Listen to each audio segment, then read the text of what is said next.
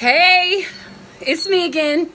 So I was just sitting here riding this bike and I was thinking, like, how would you feel if you had to choose between like financial wealth or living the dream, as far as like living your purpose, that thing that you know you were created to do?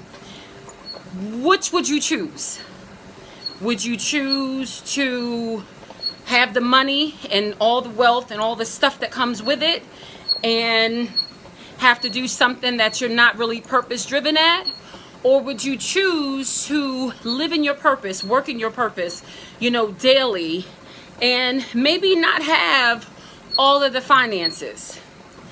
Me personally, I know I would choose to be in my purpose, because having money is miserable if you're having to do miserable stuff to do it. I personally am a believer that when you operate in your purpose, that is that God thing that's on the inside of you. It's the thing, I like to call it God manifested through you. So that's God. It's perfect. And when you operate in that purpose, then the success comes. How it comes is different for everybody. For some, it may be, a lot of money. For some, it may be a lot of fame and accolades. It could be different for everybody. But there's a peace that comes with operating in your purpose.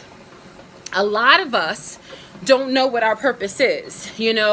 We walk through life and we're still asking ourselves, what do we want to be when we grow up? Meanwhile, we 30, 40, 50 years old and still haven't figured that out. That, for most people, is the hardest part. What is your purpose?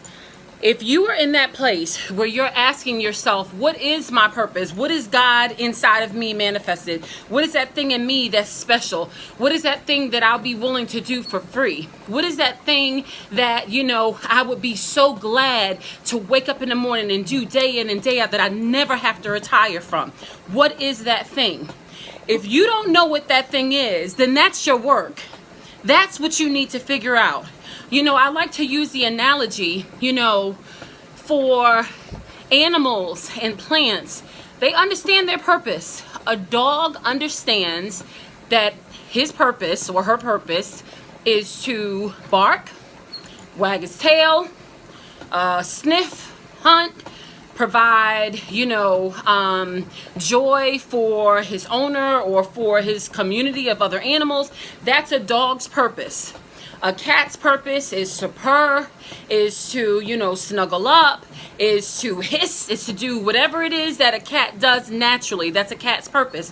A tree's purpose is to provide shade, provide, oxygen, provide all these things. That's a tree's purpose.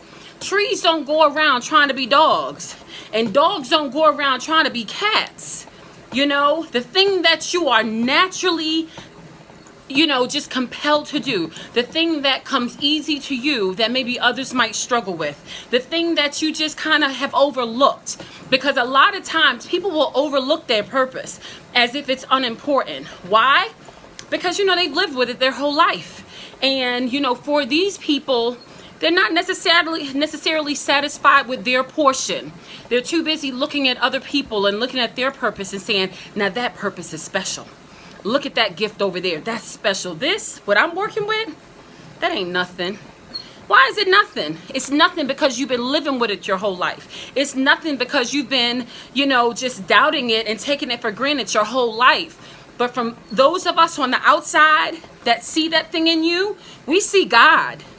And when you function in that purpose, that very thing that you've been walking with and disregarding, when we see it, it makes us feel good. It changes us for having been around you.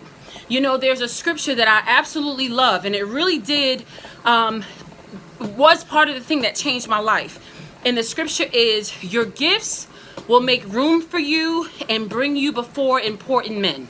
And I'm kind of paraphrasing it, but that's what it basically says. That's your gifts, the thing that you are just so naturally conditioned to. they'll make room for you. In other words, they'll open doors that other things won't open. They will bring you places that other things wouldn't allow you to get into.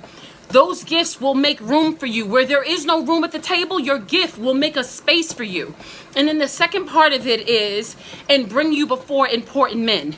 Meaning, people are going to take note. When you operate in your gift, people will notice it. Important men will notice it. Why? Because they'll see the commodity of it. They'll want to have it around them. They'll see how valuable it is. And important men like things of value. So when you function in your gift and you celebrate your gift and you use every opportunity you can to function in that gift will make room for you. That gift will bring you and make a room for you at a table that you never even thought you'd sit at. That gift will bring you before important men, and that gift is connected to your success. So back to the original question, what's more important? Wealth, monetary things, tangible things, or your gift? Let me tell you something. It was a trick question, because you can have wealth and not have peace. But if you function in that gift, you'll have success and you'll have the peace that goes along with it. So, good people, continue to grow. And as you grow, sow for others so that they can grow as well, and continue to grow with me. Until tomorrow, I'm riding my bike. I'm doing it. Yep. Didn't even change out of my work clothes. Oh, and look at my earrings. I'm going to be tagging the beautiful artists that I got these earrings from. They're amazing. I'm also going to include a picture that shows like a close-up. They're awesome. Frost Star Jewelry.